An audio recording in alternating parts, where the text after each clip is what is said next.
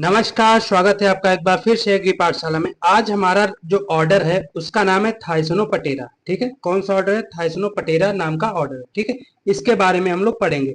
ये दो शब्दों से मिलकर बना होता है, एक होता है थाइसन, दूसरा होता है पटेरा। ठीक है, एक क्या होता है? थाइसन होता है, दूसरा क्या होता है? पटेरा। थाइसन का मतलब होता है फ्रिंग। ठीक है, जो किनारे पे इसके जो रेशे होते हैं, ठीक है, जो पंख होते हैं उसके किनारे पे छोटे छोटे रेशे पाए जाते हैं, उन्हें क्या कहते हैं? फ्रिंग कहते हैं।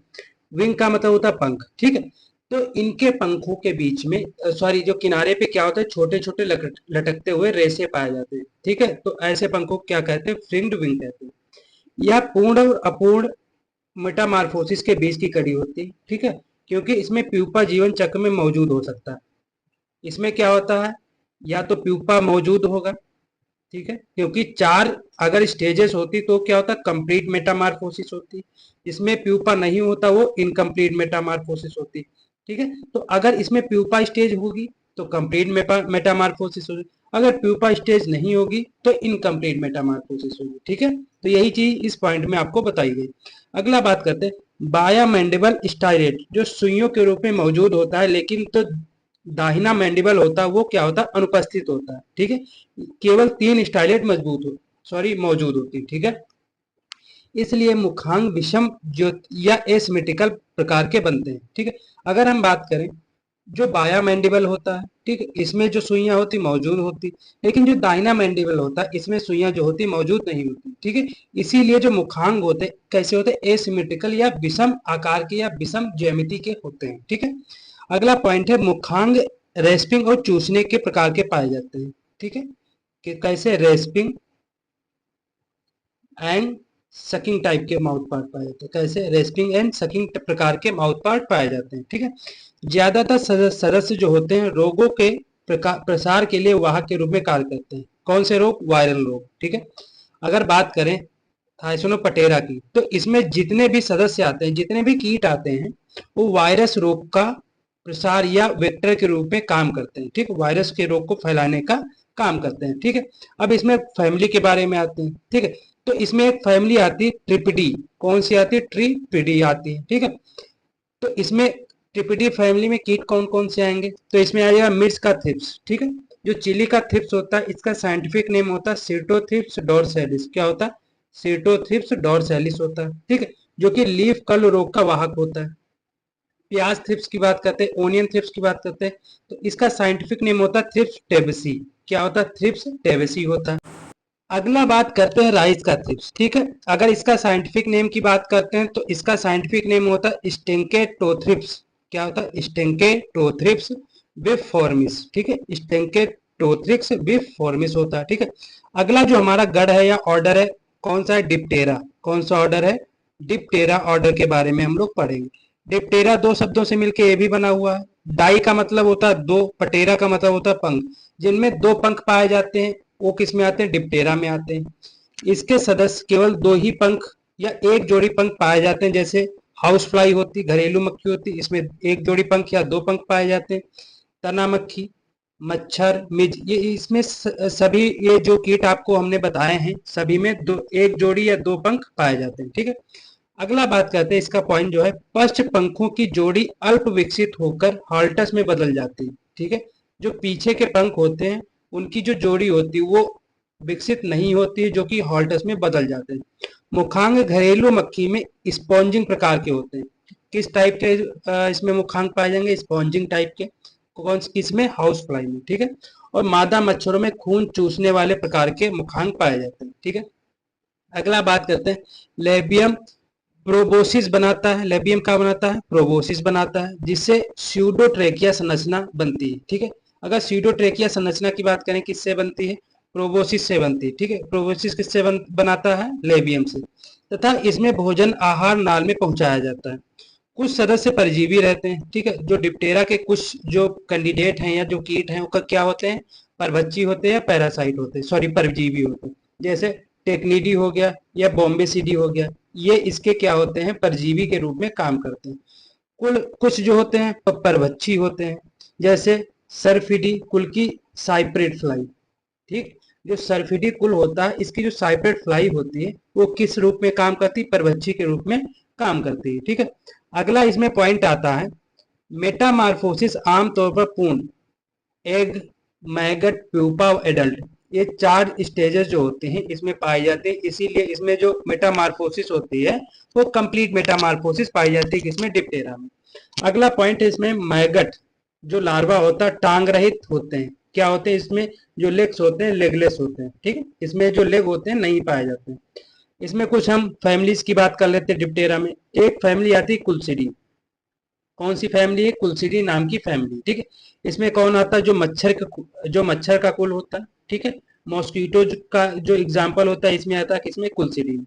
अगर बात करें मलेरिया मच्छर की, ठीक है, तो इसका साइंटिफिक नेम होता है, जो फीमेल होती एनाफिल्स स्टेफेंसी, क्या होता है, एनाफिल्स स्टेफेंसी होता है, ठीक है। अगला बात करते हैं फाइलेरियासिस या एलिफेंटियासिस, फाइलेरियासिस या एलिफेंटियासिस मच्छर, ठीक है, जिससे क्या होता है, फाइलेरिया हो जाता है, ठीक है। इसका साइंटिफिक नेम है क्यूलेक्स फटीगंस, क्या क्या है, क्यूलेक्स फटीगंस होता है या पिपियंस होता है, फटीगंस की जगह पिपियंस लगा देंगे, ठीक है। अगला हमारा है पीला बुखार, ठीक, येलो फीवर की बात करते हैं, यह डेंगू का मच्छर होता है, चिकनगुनिया का मच्छर होता है, ठीक है। इसका साइंटिफिक नेम क्या होता है, एडीज इजिप्टी, क्या होता है, एडीज इजिप्टी होता है, ठीक है। अगर मलेरिया का मच्छर है तो कौन सा मच्छर काटता है, फीमेल मच्छर काटता है, ठीक है। अगला बात करते हैं, अगली जो फैमिली है सेसीडोमाइडी होती है, कौन सी, सेसीडोमाइडी फैमिली। एग्जाम्पल की बात करें तो जो गाल मिज होता है इसका मेन एग्जाम्पल माना जाता है, ठीक है। अगर हम बात करते हैं तो इसका जो एग्जाम्पल है सोरघम मिज, इसमें कौन कौन से कीट आते हैं, सोरघम मिज आता है, जिसका साइंटिफिक नेम होता है कॉन्ट्रीनिया सार्गिकोला, क्या होता है, कॉन्ट्रीनिया सार्गिकोला। अगला है राइस पित्त मिज या गाल मिज, राइस गाल मिज की बात करते हैं किसमें आता है, सोसिडोमाइडी में आता है, ठीक है। इसका साइंटिफिक नेम होता है आर्सीलिया अराइजी, क्या होता है, आर्सीलिया ओराइजी होता है, ठीक है। अगली फैमिली है एग्रोमाइजिडी, क्या है, एग्रोमाइजिडी फैमिली, जिसमें कौन कौन आता है, लीफ माइनर आता है, तना या फली मक्खियां आती, ठीक है, पॉड फ्लाई आती या फ्रूट फ्लाई आती, ठीक है। इसमें कौन कौन सी, जैसे अरहर की फली मक्खी या पॉट फ्लाई आती, इसका साइंटिफिक नेम होता मेलानग्रोमाइजा ओबाटुस, मेलानग्रोमाइजा ओबाटुसा, ठीक है। अगला है सर्पेंटाइन लीफ माइनर, इसका साइंटिफिक नेम होता है लीरियोमाइजा ट्रिफोली, क्या होता है, लीरियोमाइजा ट्राइफोलाई, ट्राइफोलाई या ट्रिफोली से बोल सकते हैं, ठीक है। अगला है पी लीफ माइनर, क्या है, पी लीफ माइनर, ठीक है। इसका जो साइंटिफिक नेम होता है क्रोमेटिया हार्टिकोला, क्या होता है, क्रोमेटिया हार्टिकोला इसका साइंटिफिक नेम होता है, ठीक है। अगला बात करते हैं, इसमें अगली फैमिली आती है म्यूसिडी, कौन सी फैमिली होगी, अगली फैमिली होती है म्यूसिडी। इसमें कौन कौन सा एग्जाम्पल, घरेलू मक्खी या शूट फ्लाई, हाउस फ्लाई या शूट फ्लाई किस में आती है, म्यूसिडी में आती है। ये किस गण के अंतर्गत आते हैं, सारी की सारी फैमिली डिप्टेरा के अंतर्गत आती है, ठीक है। हाउस फ्लाई का साइंटिफिक नेम होता है मस्का डोमेस्टिका। सोरगम सूट फ्लाई का साइंटिफिक नेम होता है एथेरिगोना सोकाटा, क्या होता है, एथेरिगोना सोकाटा। टेफरिडिटी की बात करते हैं, टेफरिडिटी की बात करते हैं, इसमें कौन आता है, फल मक्खी आती या फ्रूट फ्लाई आती। इसमें कौन कौन सी, जैसे कुकुरबिट फल मक्खी की बात करते हैं, जिसका साइंटिफिक नेम होता है बैक्ट्रोसेरा कुकुरबिटी, क्या होता है, बैक्ट्रोसेरा कुकुरबिटी इसका साइंटिफिक नेम होता है। अगर बेर फल मक्खी की बात करते हैं, ठीक है, तो इसका जो साइंटिफिक नेम होता है कार्पोमिया वेसुवियाना होता है, क्या होता है, कार्पोमिया वेसुवियाना होता है, ठीक है। मैंगो फ्रूट फ्लाई की बात करते हैं तो इसका साइंटिफिक नेम होता है बैक्ट्रोसेरा डॉर्सैलिस, क्या होता है, बैक्ट्रोसेरा डॉर्सैलिस, मैंगो फ्रूट बेरर की बात करते हैं, ठीक है। अब हम बात करेंगे सर्फिडी फैमिली की, जिसमें क्या आता है, होवर फ्लाई आता है, ठीक है। सर्फिडी फैमिली में क्या आता है, होवर फ्लाई आता है, ठीक है। सर्फिडी मधुमक्खी, जो मक्खी या मधुमक्खियां होती है और ततैया, ये हमें सदृश रूप में, मतलब हमारी आंखों से इन्हें हम देख सकते हैं। एफिड इसमें आता है, जो कि क्या होता है, परभक्षी होता है, किसमें आती है, सर्फिडी में आती है, ठीक है। अगला जो हमारा फैमिली है टेक्निडी, इनके सदस्य अन्य कीटों पर परजीवी होते हैं, मतलब पैरासाइट के तरह क्या काम करते हैं, ठीक है। जो अन्य कीट होते हैं उनमें पैरासाइट की तरह कौन सी फैमिली के कीट कार्य करते हैं, टेक्निडी फैमिली के, ठीक है। वो किसमें आता है, डिप्टेरा में। अब हम अगला ऑर्डर पढ़ेंगे, अगला ऑर्डर है हमारा लेपिडोपटेरा, ठीक है। अगला ऑर्डर हमारा क्या है, लेपिडोपटेरा के बारे में पढ़ेंगे। लेपिडोपटेरा भी दो शब्दों से मिलकर बना हुआ है, लेपिडोस और पटेरा। लेपिडोस का मतलब होता है सिल्क, लेपिडोस का मतलब होता है सिल्क, पटेरा का मतलब होता है पंख। जिनके पंख जो होते हैं सल्क टाइप के होते हैं, वो क्या होते हैं, लेपिडोप्टेरा गण के होते हैं। सल्कों से ढके पंख, जैसे पतंगे जिन्हें हम मॉथ कहते हैं, तितलियां जिन्हें हम बटरफ्लाई कहते हैं, लूपर्स हो गए, सेमी लूपर्स हो गए, बोरर्स हो गए, कपास के बॉलवर्म हो गए, सारे के सारे किसमें आते हैं, लेपिडोप्टेरा में। ठीक, कौन कौन से इसमें इंसेक्ट आते हैं, जैसे मॉथ हो गया, बटरफ्लाई होगी, लूपस हो गया, सेमी लूपस हो गया, बोरर हो गया, वाइट जो हमारा बॉलवर्म होता है कॉटन का, सारे के सारे लेपिडोप्टेरा में आते हैं। मुखांग की बात करें तो मैग्जिला को सक्टोरियल सुइयों में रूपांतरित किया जाता है। जो मैग्जिले होती है ये किसमें रूपांतरित हो जाती है, सक्टोरियल जो इसमें सुइयां होती हैं, जिसे गैली के रूप में जाना जाता है। लार्वा के उदर पर जो एब्डोमेन का भाग, जो भाग होता है लार्वा में, उस पर 2 से 5 जोड़े उत्पाद या प्रोलक्स पाए जाते हैं। कितने, 2 से 5 जोड़े। मेटामार्फोसिस कंप्लीट पाया जाता है जिसमें 4 चरण होते हैं। एक लार्वा, प्यूपा, एडल्ट। एक लार्वा जिसे हम लोग क्या कहते हैं, कैटरपिलर कहते हैं, और प्यूपा और एडल्ट। ठीक है, 4 स्टेज पाई जाती है। अगला बात करते हैं, इसमें कुछ फैमिलीज हैं महत्वपूर्ण या इंपॉर्टेंट फैमिलीज, उनके बारे में बात करेंगे। तो सबसे जो पहले फैमिली के बारे में बात करेंगे वो कौन सी, नक्ट्यूडी। कौन सी, नक्ट्यूडी। इसके सदस्य रात्रिचर होते हैं। क्या होते हैं, रात्रिचर। मतलब जो ये एक्टिव कब होते हैं, रात में होते हैं। ठीक है, जैसे चने की लट या ग्राम कटवर्म की बात करते हैं, इसका साइंटिफिक नेम होता है एग्रोटिस इप्सिलॉन। क्या होता है, एग्रोटिस इप्सिलॉन होता है। चने की फली छेदक के बारे में बात करते हैं, जिसका जो हम क्या बोलते हैं, ग्राम पॉट बॉरर बोलते हैं। ठीक है, इसका साइंटिफिक नेम होता है हेलिकोवर्पा आर्मीगेरा। हेलिकोवर्पा आर्मीजेरा या हेलिकोवर्पा आर्मीगेरा, दोनों चीजें हम लोग पढ़ सकते हैं। ठीक है, चावल, गेहूं, मक्का का गुलाबी बोरर। ठीक है, जो पिंक बोरर होता है, राइस का हो, व्हीट का हो, मेज का हो, इनका साइंटिफिक नेम होता है सिसेमिया इन्फेरेंस। क्या होता है, सिसेमिया इन्फेरेंस होता है। जो टोबैको का कैटरपिलर होता है, इसका साइंटिफिक नेम होता है स्पोडोपटेरा ल्यूटेरा। क्या होता है, स्पोडोपटेरा ल्यूटेरा। ठीक है, कैस्टर सेमीलोपर की बात करते हैं, इसका साइंटिफिक नेम होता है अचिया जानेटा। क्या होता है, अचिया जानेटा इसका साइंटिफिक नेम होता है। ठीक है, अगला है गोभी का सेमीलूपर। गोभी का क्या है, सेमीलूपर की बात करते हैं, इसका साइंटिफिक नेम होता है ट्रिकोप्लासियानी। क्या होता है, ट्रिकोप्लासियानी होता है। ठीक है, अब हम अगली फैमिली के तरफ बढ़ते हैं। अगली फैमिली कौन सी है, गेलेचिडी। कौन सी फैमिली है, गेलेचिडी। ठीक है, इसमें कौन कौन से कीट आते हैं उनके बारे में पढ़ेंगे। इसमें पहला कीट आता है कपास की गुलाब सूंडी। इसका साइंटिफिक नेम होता है पेक्टिनोफोरा गॉसिपिएला। क्या होता है, पेक्टिनोफोरा गॉसिपिएला। ये किस में आते हैं, ये आते हैं कौन से गण में, लेपिडोप्टेरा में। ट्यूबर मॉथ की बात करते हैं, जो आलू में हो जाता है, ये किसके कारण होता है, थोरिमा ओपेकुलेला। थोरिमा ओपेकुलेला के द्वारा होता है। ठीक है, अंगोमिस ग्रेन मॉथ की बात करते हैं, ये किसके कारण होता है, सिटोट्रोगा सेरेला। इसका साइंटिफिक नेम क्या होता है, सिटोट्रोगा सेरेलेला। ठीक है, अगली हमारी जो फैमिली है कौन सी, प्लूटिडी। क्या, कौन सी फैमिली है, प्लूटिडी। इसमें डायमंड बैक मॉथ आता है, इसका साइंटिफिक नेम होता है प्लूटेला जाइलोस्टेला। क्या होता है, प्लूटेला जाइलोस्टेला इसका साइंटिफिक नेम होता है डायमंड बैक मॉथ का। कौन से घर में आता है, ये आता है हमारे किसमें, लेपिडोप्टेरा घर में। ठीक है, अगली फैमिली बॉम्बे सीडी। इसमें कौन कौन से, जैसे इसमें सिल्क वर्म आता है, सिल्क मॉथ आता है, इसका साइंटिफिक नेम होता है बॉम्बेक्स मोराई या बॉम्बेक्स मोरी। अगली फैमिली है हमारी पेपिलियोनिडी। क्या है, पेपिलियोनिडी। ठीक है, ये एक बटरफ्लाई जो फैमिली होती है, इसका एग्जांपल क्या है, बटरफ्लाई। ठीक है, इसका साइंटिफिक नेम क्या होता है, जो लेमन बटरफ्लाई होती है, जिसका साइंटिफिक नेम होता है पेपिलियो डोमोलिसियस। क्या होता है, पेपिलियो डोमोलियस। ठीक है, अगली हमारी जो फैमिली है लाइकेनिडी। कौन सी फैमिली, लाइकेनिडी। इसमें कौन सा कीट आता है, अनार की तितली आती है, या जो बटरफ्लाई होती है किसकी, अनार की या पोम ग्रेनेट की, वो आती है। ठीक है, इसका साइंटिफिक नेम होता है विराचोला आइसोक्रेट्स। इसका साइंटिफिक नेम क्या होता है, विराचोला आइसोक्रेट्स। आर्कटिडी की बात करते हैं, टाइगर मॉथ की बात करते हैं, लाल बालों वाला कतरा, या इसे कतरा बोल दें या कैटरपिलर बोल दें, हिंदी में कतरा, इंग्लिश में कैटरपिलर। इसका साइंटिफिक नेम क्या होता है, एमसेक्टा मोराई। क्या होता है, एमसेक्टा मोराई इसका साइंटिफिक नेम होता है। ठीक है, अब हम बात करते हैं पायरालिडी। ठीक है, आप किसकी बात करेंगे, पायरालिडी की बात करेंगे। इसमें कौन कौन से कीट आते हैं, जैसे चावल का पीला तना छेदक। ठीक है, जो राइस का येलो स्टेम बोरर होता है, उसका साइंटिफिक नेम क्या होता है, सर्पोफेगा इंसर्टुलस। क्या होता है, सर्पोफेगा इंसर्टुलस इसका साइंटिफिक नेम होता है। मक्का का जो तना बोरर होता है, इसका साइंटिफिक नेम होता है चिलोपार्टिलस। ठीक है, गन्ने का जो शीर्ष बोरर होता है, ठीक है, गन्ने का जो क्या होता है, शीर्ष बोरर या टॉप बोरर होता है, उसका साइंटिफिक नेम होता है स्करोफोफेगा नोवेला। क्या होता है? स्करोफोफेगा नोवेला होता है, या ट्राइपोराइजा नोवेलिस की बात करते हैं। ठीक है, ये सारे के सारे क्या हो गए? पायरिलिडी फैमिली के कीट हो गए। अब हम बात करेंगे पायरिलिडी फैमिली के जो उप परिवार है, जिसका क्या नाम है? गैलेरिनी। ठीक है, उसमें कौन कौन सा कीट आता है? इसमें आता है राइस मॉथ। ठीक है, इसका साइंटिफिक नेम क्या होता है? कोरसाइरा सेफालोनिका। क्या होता है? कोरसाइरा सेफालोनिका। ठीक है, अब हम बात, अगला जो हमारा ऑर्डर है, ऑर्डर नंबर 6, कौन सा ऑर्डर है? कोलियोपटेरा। कौन सा ऑर्डर है हमारा?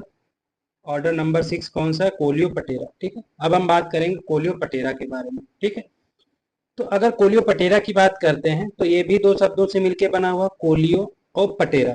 कोलियो का मतलब होता है खोल, पटेरा का मतलब होता है पंख। ठीक है, जिनमें जो आगे जोड़ी वाले जो पंख होते हैं वो क्या बनाते हैं? खोल बनाते हैं, जिसे क्या बोलते हैं? इलाइट्रा बोलते हैं। ठीक है, कोलियोपटेरा में जो पंख होते हैं कीटों के, वो आगे वाले जो पंख होते हैं वो क्या बनाते हैं? एक होल टाइप का बनाते हैं, मतलब कवर जैसा बनाते हैं। इसे हम लोग क्या कहते हैं? इलाइट्रा कहते हैं। जैसे इसमें कौन कौन से कीट आते हैं? ग्रब आता है, बीटल आता है, वेविल्स आते हैं, बिरुचिट्स आते हैं। ये सारे के सारे कीट इसमें आते हैं कोलियोपटेरा में। अग्र जोड़ी पंख की सख्त होती है, जो इलाइट्रा कहलाती है। अभी मैंने आपको बताया। मेटामार्फोसिस कंप्लीट होती है, जीवन चक्र 4 अवस्थाओं में पूरा होता है, एग, ग्रब, प्यूपा और एडल्ट में। ठीक है, यह कीट, यह जो गढ़ होता है कीटों की 40% आबादी वाला सबसे बड़ा गढ़ होता है। ठीक है, इसमें कीटों की आबादी कितनी होती है? सभी कीटों के लगभग 40% आबादी होती है। ठीक है, अगर हम बात करें स्पीसीज की, ठीक है, तो इसमें 3,30,000 स्पीसीज जो होती हैं वो पाई जाती हैं। कितनी? लगभग 3,30,000 स्पीसीज पाई जाती हैं। ठीक है, अब हम बात करते हैं महत्वपूर्ण इनकी जो फैमिलीज हैं, इंपॉर्टेंट फैमिलीज, उनके बारे में। पहली जो फैमिली है कॉक्सीनेलिडी है। कौन सी फैमिली? कॉक्सीनेलिडी है। जो कॉक्सीनेलिडी फैमिली है, इसके अधिकांश सदस्य जैसे हड्डा बीटल जो कि बैंगन का कीट है, इसको छोड़कर मिलीबग एवं हेमीपटेरा के रस चूसने वाले कीटों के क्या होते हैं? परभक्षी होते हैं। ठीक है, इसका कीट होता है कौन सा? हड्डा बीटल। ठीक है, इसका साइंटिफिक नेम होता है हेंसेपिलकन्ना विगिनटियोप्टोपैक्टाटा। ठीक है, इसका साइंटिफिक नेम होता है। ठीक है, अगला इसमें जो कीट आता है लेडी बर्ड बीटल आता है, जिसका साइंटिफिक नेम होता है कॉक्सिनेला स्पेंटिन्यूक्टाटा। क्या होता है? कॉक्सिनेला स्पेंटिन्यूक्टाटा, या इसे और क्या बोल सकते हैं? मेनोचिलस। क्या बोलते हैं? मेनोचिलस सेक्सामिकुलेटस। क्या होता है? मेनोचिलस सेक्सामिकुलेटस। ठीक है, या एफिड, जैसिड, मिलीबग आदि का क्या होता है? परभक्षी होता है, या उसका प्रेडेटर होता है। परभक्षी होगा या प्रेडेटर होगा? किसका? एफिड का, जैसिड का और मिलीबग का। कौन सा? Lady bird beetle. अगली जो फैमिली है स्कारबेडी। कौन सी फैमिली? स्कारबेडी। ठीक है, इसकी एक सब फैमिली होती है जिसका नाम है मेलान्थिनी। ठीक है, इसमें कौन कौन से कीट आते हैं? सफेद लट आती है। इसका साइंटिफिक नेम होता है हेलोट्रिचिया कॉन्सेगुनिया। क्या होता है? हेलोट्रिचिया कॉन्सेगुनिया। यह खरीफ फसलों की जड़ों पर भयंकर प्रभाव डालती है, उसका जो एनिमी होती है। ठीक है, जो खरीफ वाली फसलें होती। अगली फैमिली है कुरकुलीनिडी। कौन सी होती है? कुरकुलीनिडी फैमिली। इसमें कौन आता है? वेविल्स आते हैं। ठीक है, अगर बात करें कोलियोपटेरा गढ़ की सबसे बड़ी जो फैमिली होती है, कौन सी? कुरकुलीनिडी होती है। यह लगभग 50,000 जो जातियां होती है इसमें शामिल होती है। ठीक है, विशिष्ट थूथन या चोंच जैसे मुखांग की उपस्थिति होती है इसमें। ठीक है, अगर इसमें इंसेक्ट की बात करते हैं तो इसमें राइस वेविल आ जाएगा, जिसका साइंटिफिक नेम होता है साइटोफिलस ओराइजा। ठीक है, मैंगो नट वेविल की बात करते हैं, इसका साइंटिफिक नेम होता है स्टेनोचेटस मैंजीफेरा। क्या होता है? स्टेनोचेटस मैंजीफेरा। ठीक है, अगला हम बात करते हैं, अगली फैमिली है सिराम्बाई सीडी। कौन सी? सिराम्बाई सीडी। इसमें क्या आता है? मैंगो स्टेम बोरर आता है, जिसका साइंटिफिक नेम होता है बैक्ट्रोसेरा रूफेमिकुलाटा। क्या होता है? बैक्ट्रोसेरा रूफेमिकुलाटा होता है। ठीक है, अगली फैमिली क्राइसोमेलिडी। कौन सी फैमिली? क्राइसोमेलिडी। ठीक है, इसमें कौन सा कीट आता है? कद्दू की लाल बीटल या रेड पंपकिन बीटल आता है, जिसका साइंटिफिक नेम होता है रेफिडोपल्पा फोविकोलिस। क्या होता है? रेफिडोपल्पा फोविकोलिस होता है। ठीक है, अगली फैमिली है लैम्पीरिडी। कौन सी है? लैम्पीरिडी, जिसमें क्या आता है? फायरफ्लाई आता है। इसके सदस्य का नाम क्या होता है? जुगनू होता है। जुगनू किस में आता है? जुगनू देखा होगा ना, इसके पीछे से कुछ चलता रहता है, आजकल नहीं दिखाई देते हैं। किस फैमिली से आता है? लैम्पीरिडी फैमिली से आता है। ठीक है, 6 से 7वें उदर खंडों पर फोटोजेनिक अंग पाए जाते हैं। किस कौन से अंग पाए जाते हैं? जो एब्डोमेन का 6 से 7वां भाग होता है, खंड होता है, उस पे क्या होता है, फोटोजेनिक अंग पाए जाते हैं, जो कि क्या होते हैं, वही जो होते हैं रात में जलते दिखाई देते हैं। एनओबीडी की बात करते हैं, इसमें सिगरेट बीटल आता है, जिसका साइंटिफिक नेम होता है लेसियोडर्मा सिरिकॉर्न। क्या होता है, लेसियोडर्मा सिरिकॉर्न होता है, ठीक है। यह कारखानों में भंडारण में तंबाकू उत्पादों का सबसे भयंकर कीट होता है, ठीक है। जो कारखाने हमारी फैक्ट्रीज होती हैं, स्टोरेज रूम होते हैं, ठीक है, वहां पर जब जो तंबाकू का प्रोडक्ट होता है उसे स्टोर करते हैं, तो वहां पे एक कीट लगता है। अगली फैमिली है बरुचिडी। कौन सी फैमिली, बरुचिडी। पाइगिरिडियम की उपस्थिति यानी कि आधे उदर तक पंखों का फैलाव जो होता है वो किसमें होता है, बरुचिडी फैमिली में होता है, ठीक है। अगर इसमें कीटों की बात करते हैं, ठीक है, तो इसमें अगर कीटों की बात करें तो कीट इसमें जैसे पल्स बीटल आ जाएगा। इसका साइंटिफिक नेम होता है केलो रोबुस्कस चाइनेंसिस। क्या होता है, केलो रोबुस्कस चाइनेंसिस होता है। अगला बात करते हैं मूंग धोरा। इसमें और कौन सा आता है, मूंग धोरा। एक होता है ग्राम धोरा। ग्राम मीन्स क्या होता है, चना होता है। मूंग तो मूंग होती है अलग, ठीक। इसमें मूंग धोरा, इसका साइंटिफिक नेम होता है केलो रूबुस्कस एनालिस, ठीक है। अगर ग्राम धोरा होगा केलो रूबुस्कस चाइनेंसिस हो जाएगा, मूंग धोरा होगा केलो रूबुस्कस एनालिसिस हो जाएगा, ठीक है। अब बात करते हैं मिलोइडी की। इसकी बात करेंगे मिलोइडी। ये वो मिलोइडी नहीं है मोदी जी वाली, मिलोडी एक फैमिली है इंसेक्ट की, ठीक है। इसमें कौन कौन से कीट आते हैं, जैसे फकोला भंग या ब्लिस्टर ब्लाइट आता है, ठीक है। यह कैथारिडीन का उत्पादक करता है, जो कि अत्यधिक विषैला रसायन होता है, जो त्वचा और श्लेष्मा झिल्ली के संपर्क में आने से फफोला पैदा करता है। मतलब जो फफोले जैसी संरचना अगर स्किन पे पड़ जाए तो हो जाती है, किसके कारण होती है, ये होती है फफोला भृंग या ब्लिस्टर बीटल के कारण, ठीक है। अब इसमें आता है ब्लिस्टर बीटल। इसका साइंटिफिक नेम होता है माइलाब्रिस पुस्टुलेटा। क्या होता है, माइलाब्रिस पुस्टुलेटा, ठीक है। अगली फैमिली एपिनिडी। अगली फैमिली कौन सी, एपिनिडी, ठीक है, इसकी बात करेंगे। अगर एपिनिडी फैमिली की बात करते हैं तो इसमें जो होता है स्वीट पोटैटो वेविल आता है। कौन सा आता है, स्वीट पोटैटो वेविल आता है। इसका जो साइंटिफिक नेम होता है साइलस फॉर्मिकेरियस होता है। क्या होता है, साइलस फॉर्मिकेरियस होता है। अगली जो फैमिली है डर्मिस्टिडी होती है, ठीक है। इसका साइंटिफिक नेम होता है खपरा बीटल, ठीक है। जो इसका सॉरी जो डर्मिस्टिडी फैमिली होती है, इसमें कौन सा कीट आता है, खपरा बीटल आता है। इसका साइंटिफिक नेम क्या होता है, ट्रोगोडर्मा ग्रेनेरियम होता है। क्या होता है, ट्रोगोडर्मा ग्रेनेरियम होता है, ठीक है। अगली फैमिली है बोस्ट्रीचिडी। कौन सी फैमिली, बोस्ट्रीचिडी, ठीक है। इसका इसमें कौन सा कीट आता है, लेसर ग्रेन बोरर आता है, जिसका साइंटिफिक नेम होता है राइजोपरथा डोमिनिका। कौन सा साइंटिफिक नेम होता है, राइजोपरथा डोमिनिका होता है, ठीक है। अगली फैमिली जो होती है टेनेब्रियोनिडी आती है। कौन सी फैमिली आती है, टेनेब्रियोनिडी फैमिली आती है, ठीक है। इसमें कौन सा कीट आता है, रेड रस्ट आटा बीटल। रेड रस्ट आटा बीटल इसमें फैमिली आती है। इसका साइंटिफिक नेम होता है ट्रिबोलियम कैस्टेनम। क्या होता है, ट्रिबोलियम कैस्टेनम इसका साइंटिफिक नेम होता है, ठीक है।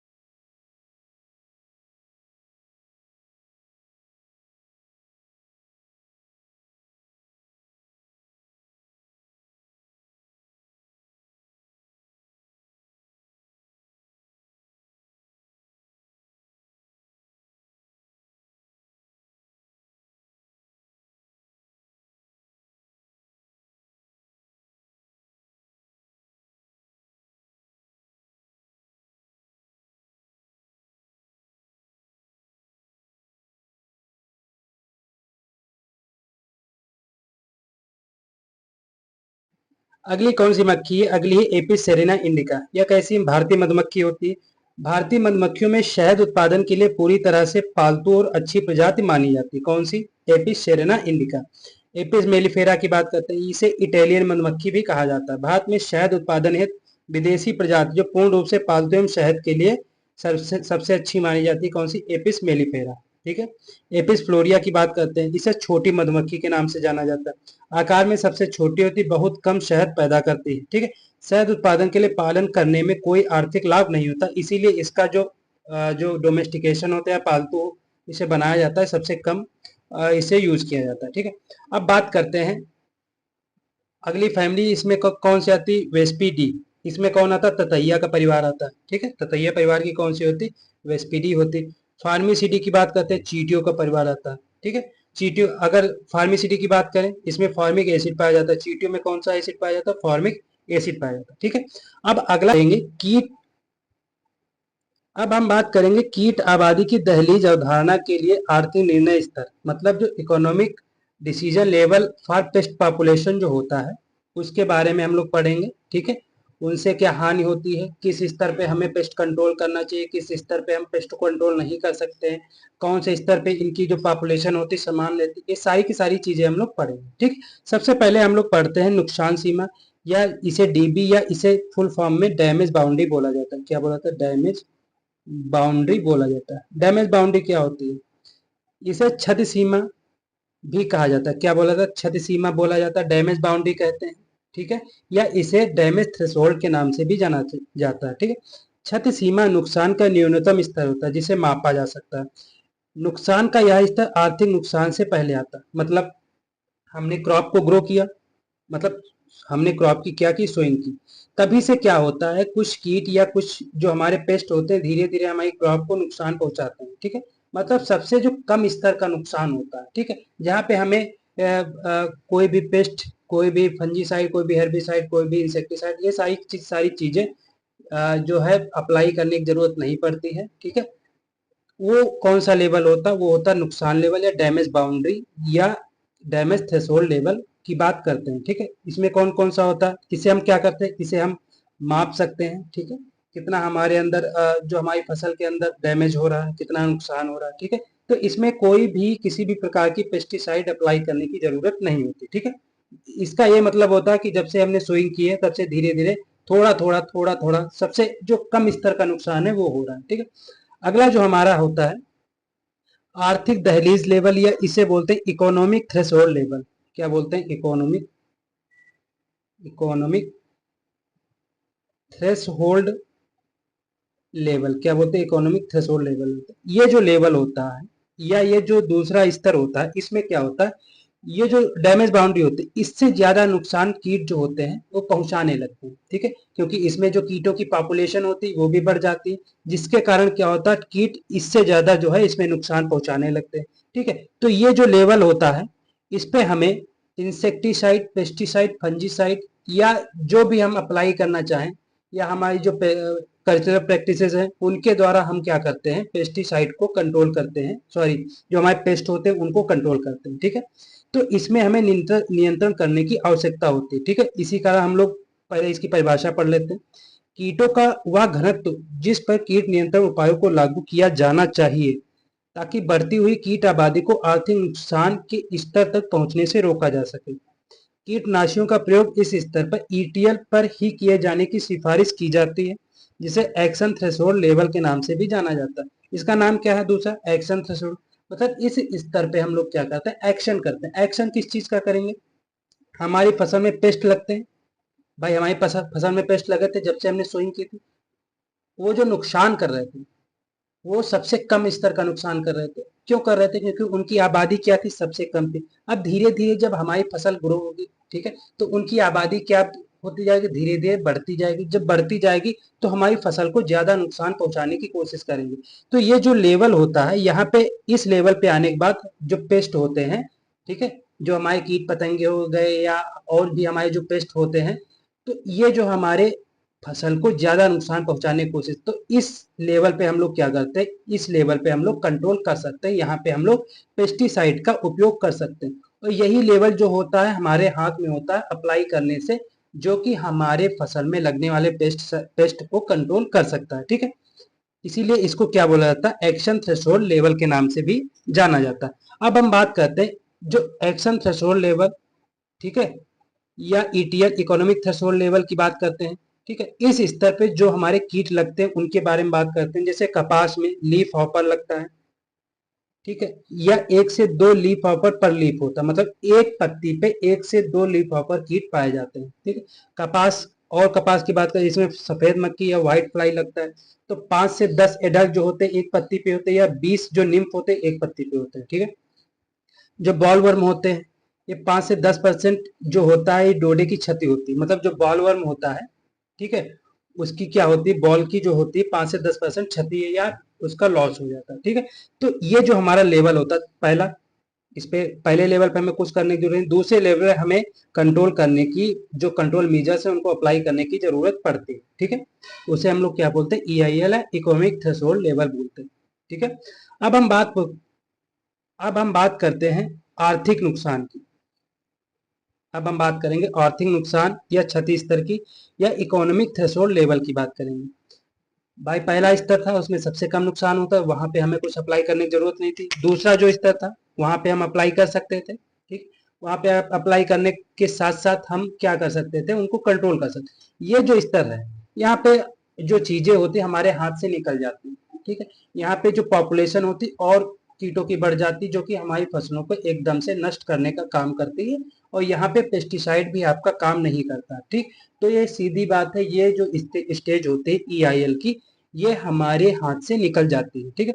यह स्टर्न एंड एटाल द्वारा परिभाषित किया गया है, कीटों का सबसे कम जनसंख्या घनत्व जो आर्थिक क्षति का कारण होगा वह आर्थिक नुकसान स्तर कहलाता है, या इकोनॉमिक इकोनॉमिक इंजरी लेवल कहलाता है। क्या कहलाता है, इकोनॉमिक इंजरी लेवल कहलाता है।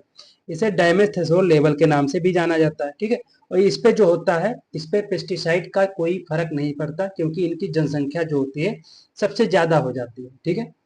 और हमारे नुकसान को जो हमारे हाथों से इनका कंट्रोल मतलब बाहर निकल जाता है, ठीक है।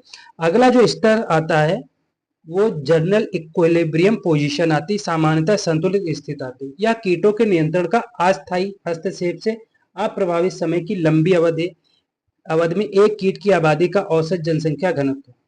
मतलब इसमें यह कहा जा रहा है कि मान लो सोइंग के टाइम, ठीक है, सोइंग के टाइम हमारे जो भी कीट थे, जब हमारी फसल कटने आई, जब हमारी फसल पक गई, तब भी जो उनका जो स्तर रहा, जो भी उनकी जो लेवल्स रहे क्या हुए, समान रहे। इसीलिए इसे कहते हैं सामान्य संतुलन स्थिति या जनरल इक्विलिब्रियम पोजीशन के नाम से जाना जाता है, ठीक है।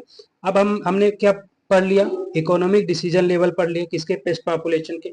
अब हम बात करते हैं जो हमारा एंटोमोलॉजी है उसके कालक्रम के बारे में बात करते हैं। किसके बारे में बात करेंगे, एंटोमोलॉजी के जो क्रोमोलॉजी है उसके बारे में बात करेंगे। सबसे पहले बात करते हैं 1951 की, ठीक। किसके बारे में बात करेंगे, 1951 के बारे में बात करेंगे। आर एच पेंटर ने प्रतिरोध असिस्टेंट शब्द गाढ़ा और अपनी पुस्तक insect resistance in crop plant प्रकाशित की।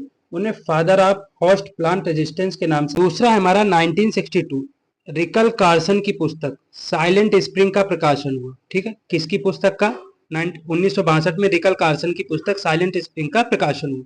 1964 की बात करते हैं, कीट और खरपतवार का जैविक नियंत्रण नामक पुस्तक का प्रकाशन पॉल डे बैक द्वारा किया गया था, ठीक है।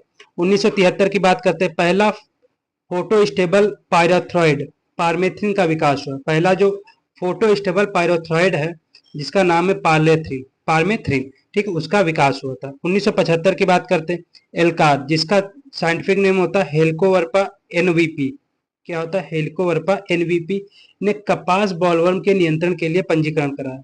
कौन सा, एल्कार ने, ठीक है, एल्कार ने इसका पंजीकरण कराया, ठीक है, जो कि कपास के बॉलवर्म को नियंत्रण करता है, ठीक है। अब बात करते हैं 1987 की, इसकी बात करेंगे, 1987 की बात करेंगे।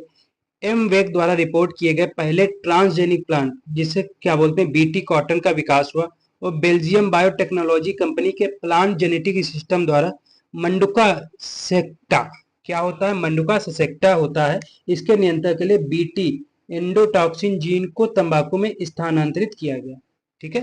तंबाकू में कौन सा जीन स्थानांतरित किया गया, बीटी या एंडोटॉक्सिन जो जीन होता है उसको तंबाकू में स्थानांतरित किया गया। ठीक है, अब हम बात करते हैं, ये तो हमने क्रोमोलॉजी पढ़ ली, अब हम बात करेंगे पेस्ट क्या होती है, व्हाट इज पेस्ट। सबसे पहले हम बात करेंगे पेस्ट क्या था। अभी मैंने जैसे आपको बताया कि पेस्टिसाइड यूज करेंगे, तो पेस्ट होते क्या है इनके बारे में पढ़ेंगे।